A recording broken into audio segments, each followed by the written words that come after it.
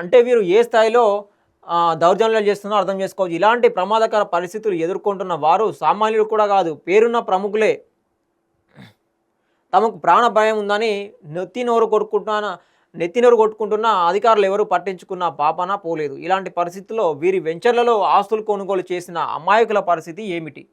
అడగడానికి సాహసించగలరా? ఒకవేళ అడిగితే ప్రాణాలతో ఉంటారా?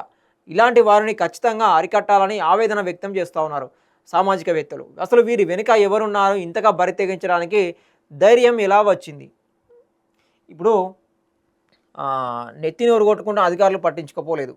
మరి దీని మీద ఎవరు తీసుకోవాలి యాక్షను? ప్రభుత్వం తీసుకోవాలి. మెయిన్ ప్రభుత్వము, రెవెన్యూ శాఖ తీసుకోవాలి ముఖ్యంగా.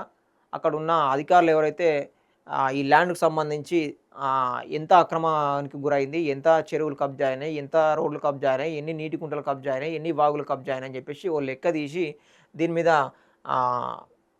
అయితే పత్రం రెడీ చేసి విచారణ పత్రం రెడీ చేసి కమిషనర్ గారికి ఇస్తే కమిషనర్ గారు వచ్చి ఎంక్వైరీ చేస్తే అప్పుడు బయటపడుతుంది. అప్పుడు కమిషనర్ గారే దిగితే రంగంలో దిగాలి, ప్రభుత్వం దిగాలి, కమిషనర్ గారు దిగాలి.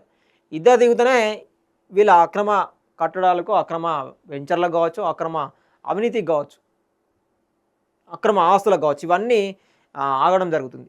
లేదంటే ఆగే పరిస్థితి లేదు. దీని వెనుక ప్రభుత్వం ఉంటేనే ఈ విధంగా కబ్జాలకు పాల్పడుతూ ఉంటారు. దీనికి ఎవరైతే నాయకులు ఉంటారో, దీన్ని నడిపించే వాళ్ళు ఎవరైతే ఉంటారో, ఒక గొప్ప పేరున్న రియల్ ఎస్టేట్ సంస్థ ప్రెస్టేజ్ గ్రూప్ సంస్థ. ఈ సంస్థకు దేశమంతటా ప్రముఖ నగరాల్లో కార్యాలయాలు ఉన్నాయట. తెలంగాణలోని హైదరాబాద్ మహానగరంలో 8 ప్రాజెక్టులు చేస్తోంది. ఇలా వందల సంఖ్యలో పెద్ద పెద్ద నిర్మాణాలు చేపట్టి సామాన్యులకు, సంపన్నులకు ఇళ్లను నిర్మించి అందించడం వీరి యొక్క వ్యాపారం అట.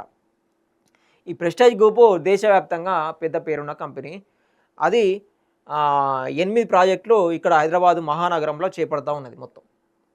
మరి దీనిలో కొనేది సామాన్యులు కొంటారు, మిడిల్ క్లాసు పీపుల్ కొంటారు, కొంచెం పెద్దవాళ్ళు కూడా కొంటారు ఉన్నవాళ్ళు అయితే.